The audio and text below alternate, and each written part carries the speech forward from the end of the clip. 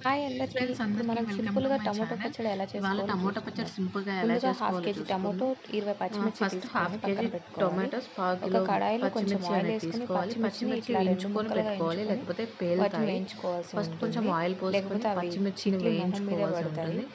So కొంచెం అందుకని 2 వేగాక ముక్కలుగా అందులో ఒక వేయించుకొని పక్కకి వాటిని వేయించుకోవాలి. కొన్ని అందులో హాఫ్ టీ కొంచెం స్పూన్ వేగాక ధనియాలు, హాఫ్ టీ స్పూన్ చిటికెడు జీలకర్ర ధనియాలు, చిటికెడు వేయించుకోవాలి. జీలకర్ర అనేది వేసుకొని పచ్చిమిర్చి వాటితో అనేది పాటుగా బాగా వేగాలి. వేయించుకోవాల్సి ఉంటుంది. వేగిన తర్వాత అవి వాటిని పూర్తిగా వేగాక ఒక మిక్సీ వాటిని జార్లో ఒక టర్న్ మిక్సర్ చేసుకోవాలి. బౌల్‌లోకి ట్రాన్స్‌ఫర్ చేసుకోవాల్సి ఉంటుంది.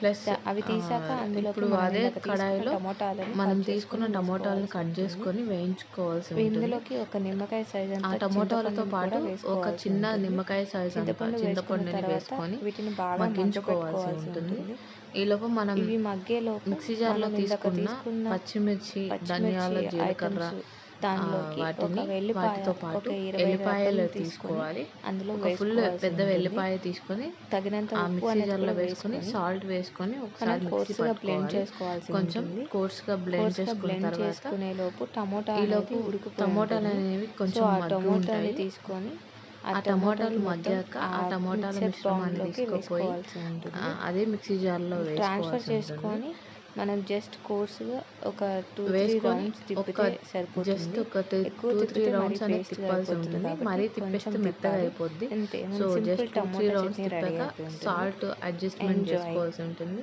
అంతే, సింపుల్ టమోటా పచ్చడి రెడీ అయిపోతుంది. ఫీవర్ ఉన్నోళ్ళకి